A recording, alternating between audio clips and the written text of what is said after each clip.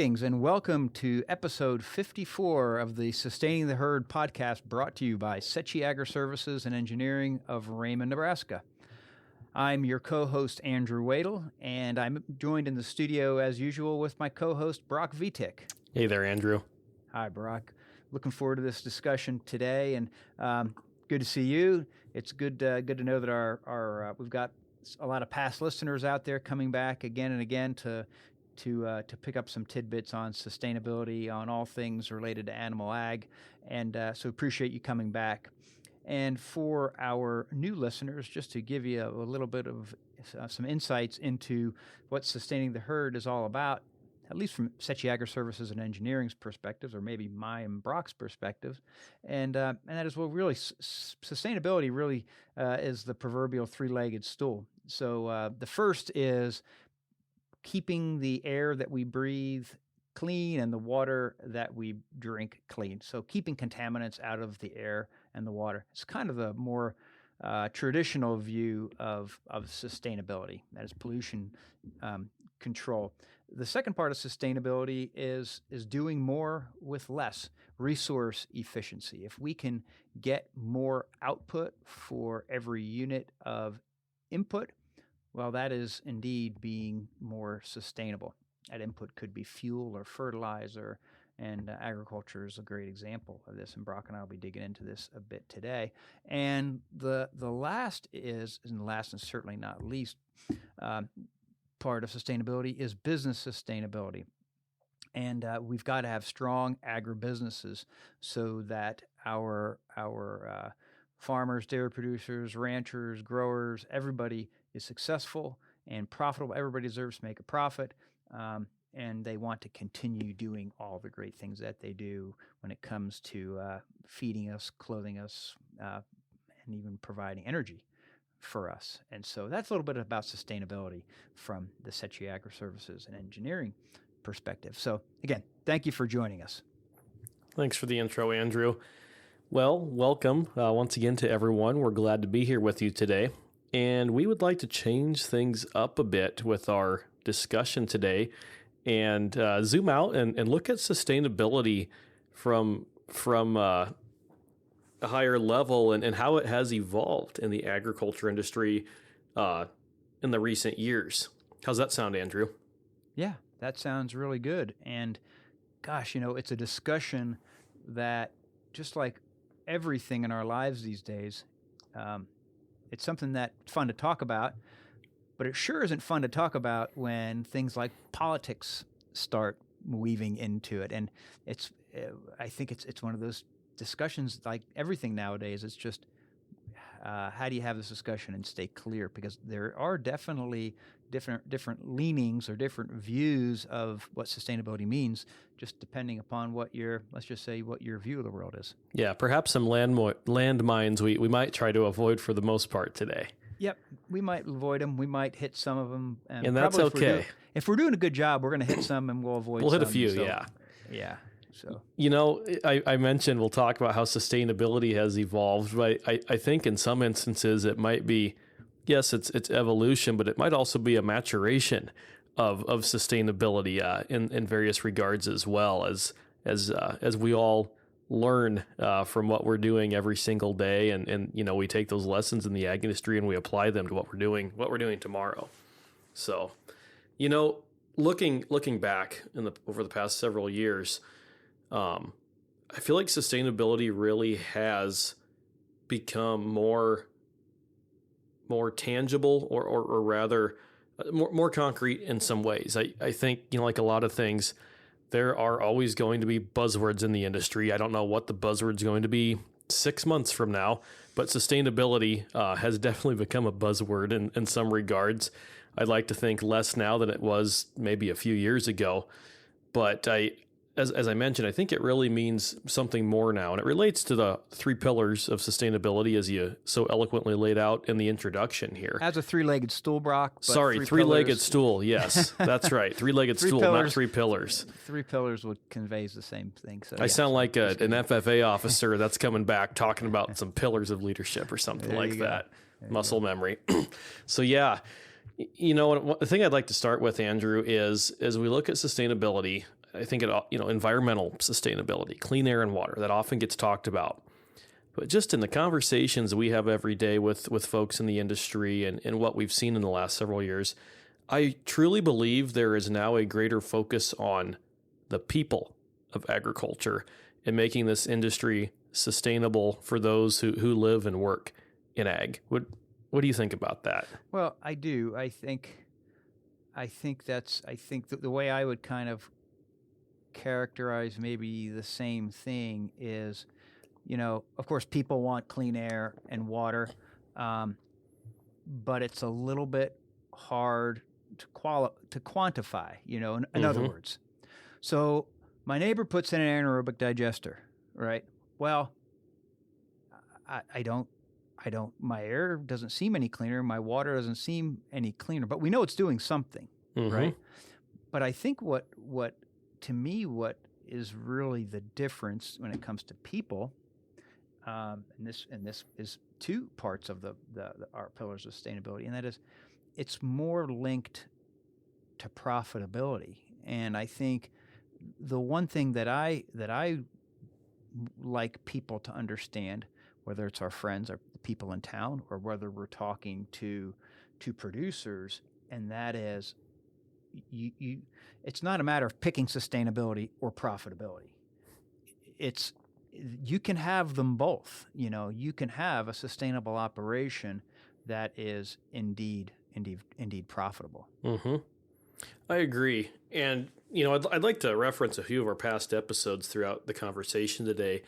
And one that comes to mind for me is, a little over a year ago, I think it was January of 2025, when we had Katie Dotterer come on the show to share about what she does, providing both English and Spanish language education to producers and farm workers, helping to bridge quite literally the language barrier and a cultural divide in a lot of ways, and how this has led to better camaraderie, better teamwork on the operation she works with. And I think ultimately that lends to probably reducing turnover. Maybe I'm making some assumptions here, maybe reducing turnover in some instances, having a team that works more cohesively, more efficiently, which I think ultimately can lead to better environmental and technical outcomes on a farm, and probably improved profitability as well. Touching on some of the softer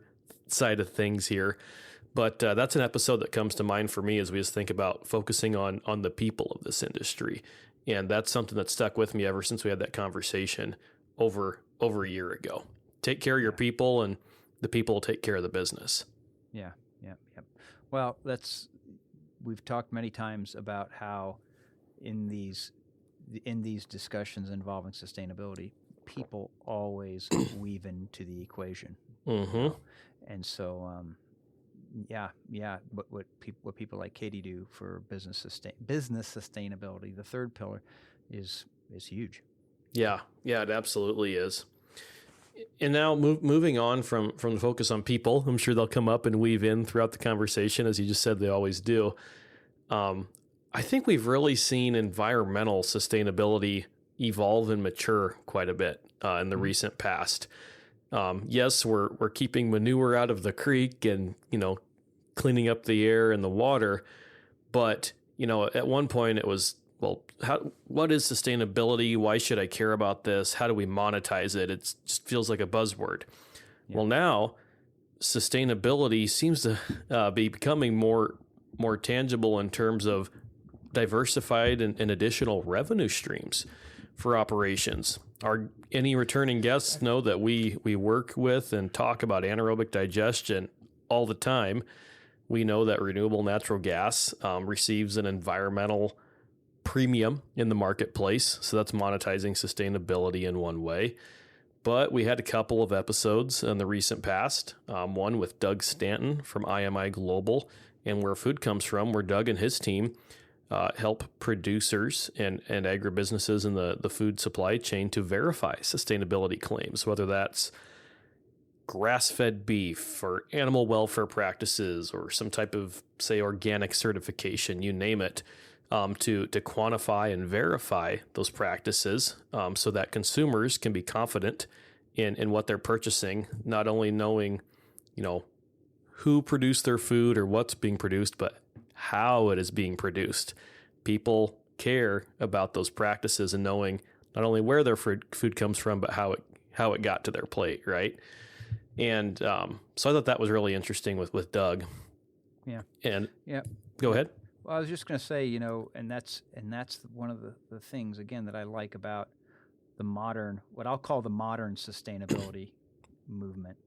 I like that name too. And I'll come close, I'll come close to stepping on the landmine and say, as compared to the old sustainability, what I would call more of an environmentalist movement. Yeah, like the feel good movement. Yeah, like the Save the Whales kind of. Yeah, the warm and fuzzies. Yep. But again, I just like the idea how you can have the sustainable say, I shouldn't say sustainable food production because it's all sustainable, but it's a matter of in the case of Doug Stanton, verifiable sustainable. So what I mean by that is, hey, if you want to eat organic food, good for you. You're going to pay a premium for it, and thank goodness that there's somebody like a Doug Stanton out there that says, hey, if you want to pay more for these eggs or this milk or whatever, that the people are doing what they say they're going to do. Yes, absolutely. Because if you're going to pay that premium, you want to know that you're getting what you're paying for, right? Right. So yeah, it's real sustainability is what it is. It's backing things up with data. Yeah, that's right. And again, that is another example. We know that BMW buys renewable natural gas, right? And it bugs me kind of saying renewable natural gas because dead dinosaurs are continuing to produce renewable natural gas. Yeah, dinosaur manure, cow manure, it all does the same thing. Let's just say manure derived, or let's just say, well, there's landfill gas or gas from cow manure. There are companies that are buying or are buying and using renewable natural gas. It costs more if they're passing it on to their customers, and so that's what I like about the sustainability movement is that just now more than ever, it's being supported by the free market.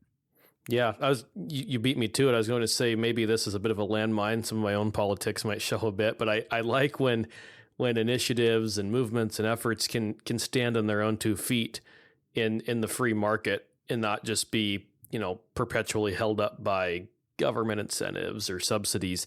Not to say some of those things can't help things get off the ground and get started to get on their feet, but then they need to stand on their own 2 feet. And I think that in a lot of ways, we are seeing sustainability be more market driven now than it was a handful of years ago, which I find very encouraging. Yeah. And Eric, go ahead. No, you go ahead. I was going to say Eric Dinger with Land Option, just hit on some recent episodes here.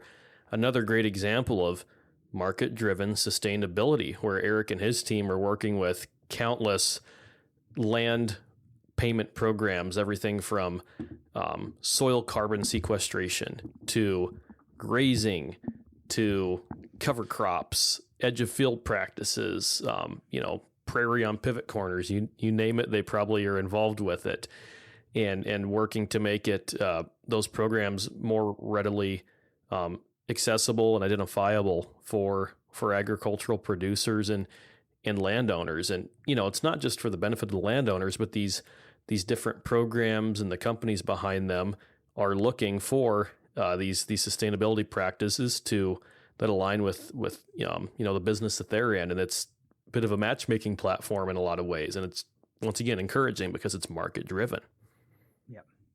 Yeah, absolutely. Let's just dig into maybe by some of the species that we're most familiar with, and just talk about how these industries have evolved and how sustainability has evolved in each of the spaces. And of course, the commodities species that we work mostly with, right, are beef and dairy. So, Let's Brock, talk about the bovine. let's talk about the bovine, all things bovine. So, why don't you just kind of give your perspective? You're more, you originated as a dairy guy, a beef guy, becoming a dairy guy. I'm a dairy guy, becoming a beef guy, and so maybe we can kind of just Yeah. talk about where in our respective industries, you feel the sustainability is, where it's occurring, and where it needs to go. Yeah, let's do it. I love this. So let's talk about the beef cattle industry and cattle feeding more specifically. I've been involved in the cattle feeding industry for about 5 years now. And my goodness, I feel like looking back, I've seen quite a bit of change and evolution even in that short window of time. A big one is just roller compacted concrete, which our returning listeners would be familiar with. Growing up in small town Northeast Nebraska, I grew up next county over from Cumming County, and any listeners who know the beef cattle industry know that Cumming County is highly concentrated with a lot of feedlots. And, so I grew up at least driving by them, even though I didn't come from a farm or ranch or a feedlot. And I always knew feedlots as feed bunks and dirt pens. That's what a feedlot was to me. And boy, seeing roller compacted concrete come in now over the last several years, going to either extended aprons or 100% concrete pen surfaces has been quite an innovation and a change for the cattle feeding industry. And it's been a lot more than just changing the pen surface, but it changes the management of those cattle. It changes the management of the pen surface and manure, and can have some implications, both positive or negative, depending on how well things are managed, ultimately on the cattle's performance. So that's been a really big kind of just earth-shattering change for me in cattle feeding recently. Yeah. Well, it is definitely taking the industry by storm. And just run over just some of the attributes, say, of RCC. Yeah. Just to give people a sense for what it means in terms of sustainability. Yeah. I've got some ideas, but I'd like to. Yeah. Well, and I'll hit on a couple of things. I'll just briefly talk about on the construction and economic side of things. I think everyone's pretty familiar with wet pour concrete, like your driveway, your sidewalk at your house. It comes in a concrete truck. It's a wet product. It's poured, it's installed, and it takes a day or two to dry and cure and set up. And it's pretty labor intensive. People are working with shovels and rakes and screeds. It's quite a manual operation most of the time.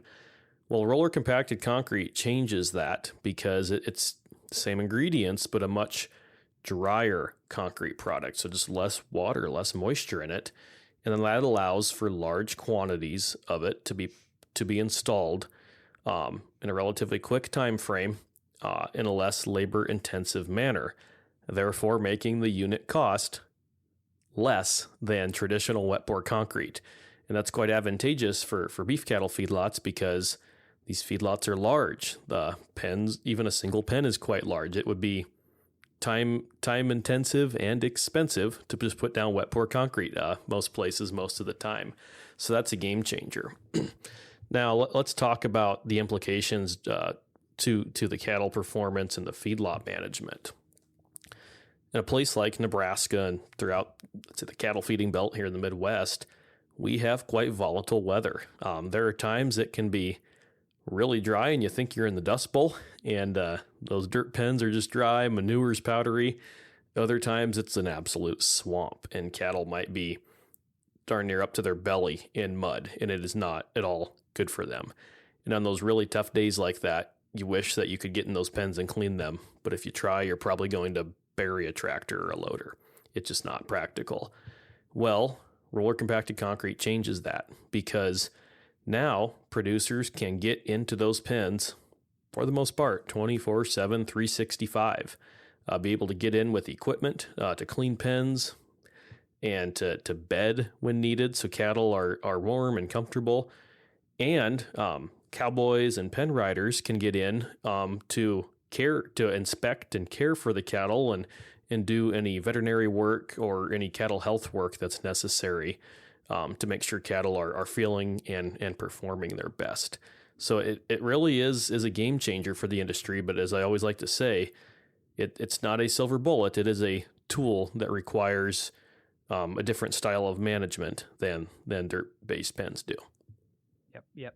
And so, you're touching on something that I'll talk a bit about when it comes to dairy, and that is, animal comfort. We talk, number one part of sustainability is protecting the air and the water. You could really just say protecting all resources. Mm-hmm. The cattle are our resources, and so caring for them in the manner that's appropriate and keeping them healthy is huge. But talk a little bit about the idea of rates of gains and things of that. Because not only this is like I said earlier on, sustainability, it's a door that swings both ways. You can have it and it can make you profitable. And yeah, so I won't mention any specific numbers or data points because that's a landmine I think I'd like to avoid because, a lot of what ifs and assumptions layered there. Mm-hmm. But we know that if cattle are burning calories from physical movement or from, fighting off a sickness or a disease, those are calories that are not being put into putting pounds of beef on their carcass. So roller compacted concrete creates a pen environment that is more conducive to cattle putting calories to beef production rather than trudging through mud or fighting disease. There's still sickness and disease, but the pen surface it no longer contains mud, and dirt or mud often carries some diseases, some microbes that cause those diseases for cattle. So just creating a more sanitary and more physically conducive environment to cattle's health and performance. Because as we relate to sustainability and resource efficiency, Andrew, we know that every pound of feed coming off the feed truck into the bunk costs the producer money. And they want to convert as much of that feed or that money into pounds of beef on the animal so they can sell that animal at a reasonable price to feed the world. And we need to have a pen system that makes that as efficient as possible. Yeah. Yep, absolutely. I think that's a great story about sustainability. And then how can you talk about RCC and sustainability and not mention manure handling? Your favorite topic, manure, one of mine too. So yeah, I was going to say I don't have the market cornered on having manure as my favorite topic. So go ahead. What do you talk about RCC and manure handling and? Yeah, well, as I mentioned earlier, it changes things. You're able to get in the pen most, if not all, of the time, but you're probably going to be in that pen more often than you are a dirt pen, at least depending on your location and the weather at the time.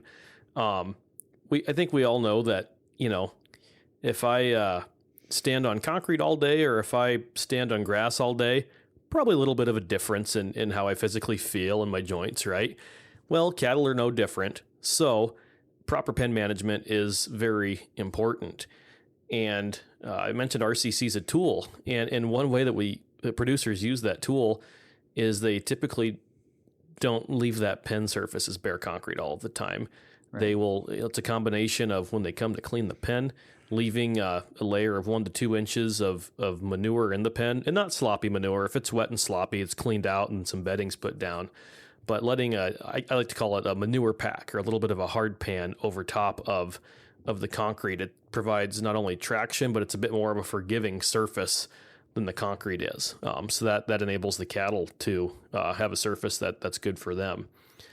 And, we're seeing producers come in and scrape pens every week or two, what I like to call a maintenance scrape. Oftentimes that'll be stockpiled within the pen, either in the middle or maybe off towards the back of the pen. And then every 30 to 45 days, they're coming in, scooping that up into a manure spreader or a side dump trailer and hauling it out to a stockpile or to a field for land application as a fertilizer product. Yeah. Or they could do something else with it, Andrew. What might that be? Where else could they haul it? Anaerobic digesters. Tell us about that. Yeah. Well, we've talked about this a lot, and so I just briefly mention it. And anaerobic digesters are very susceptible to filling up with dirt and grit, anything that settles. And so you can imagine if you're just taking manure off of concrete, you're greatly reducing the amount of grit that's potentially going into your digester. So we are taking the manure, making good old homegrown U.S. domestic energy in the form of renewable natural gas. So yeah, RCC ticks all the boxes. What's not to like about that? We're celebrating the 250th America's 250th birthday here this year. What better than homegrown renewable natural gas to celebrate, right? Yep, that's right. That's absolutely right. So Andrew, we've talked quite a bit about beef cattle. You're our resident dairy expert here. Anything that we haven't touched on in the beef conversation that you'd like to talk about as it relates to the evolution of sustainability in the dairy industry in the recent past? There's a lot of things that has contributed to. Well, it's a happy and sad story at the same time. Since I became part of this industry in the mid '90s, there are 25% the number of dairy farms. Now compared to then.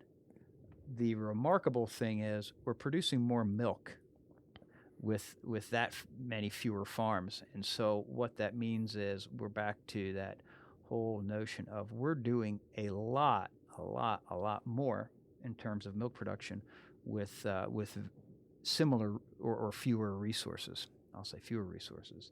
Mm-hmm. And boy, that's really taken. You could never point to one specific thing. When it comes to dairy production, of course, genetics is huge, is a huge piece of it. But even to this day, the milk cows aren't reaching their genetic potential because there's other things that limit them, and that one would be nutrition, and nutrition continues to improve. Right? Mm-hmm. Housing systems continue to improve. We gain a better and better idea of what kind of an environment we need to house cows in order to get them producing more and more milk.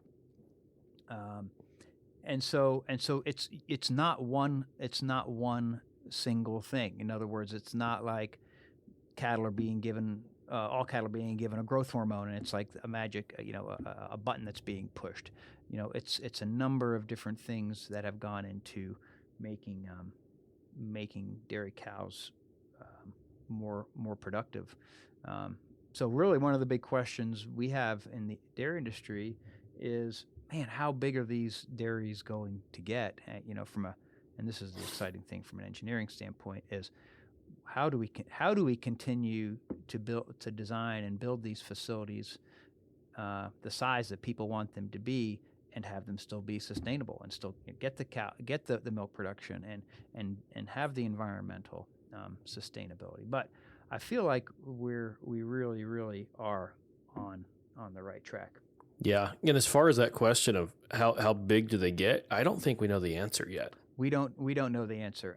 I'm not going to say who it is, but in the next couple of weeks we're going to have a guest that we're going to dig into that, and his crystal ball will be a little bit clearer than mine to be able to talk about that exact subject, and I'm really excited to hear what he's going to have to say. Yeah, it's just how big can these get, and still be able to do all those right things with the cattle, with the people, with the air, with the water. Yeah, I totally agree. Etc.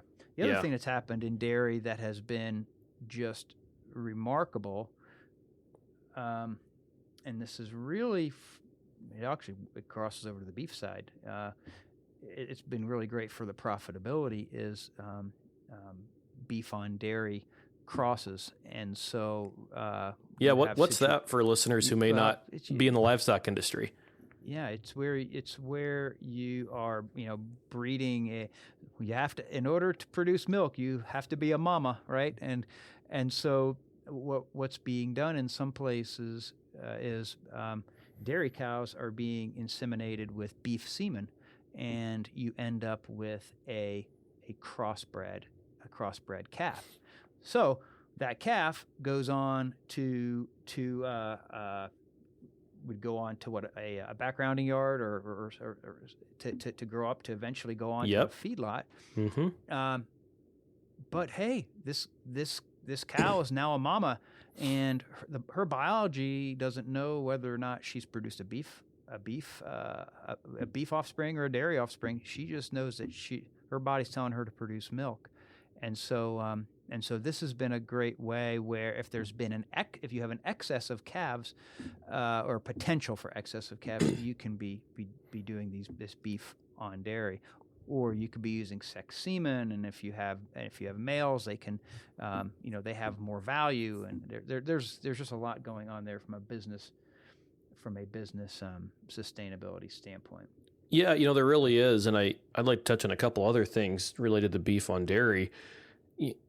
Some people, if you're not familiar with how dairy production systems work, you might be thinking, well, why are these calves going to the feedlot? Don't we need more dairy cows at some point?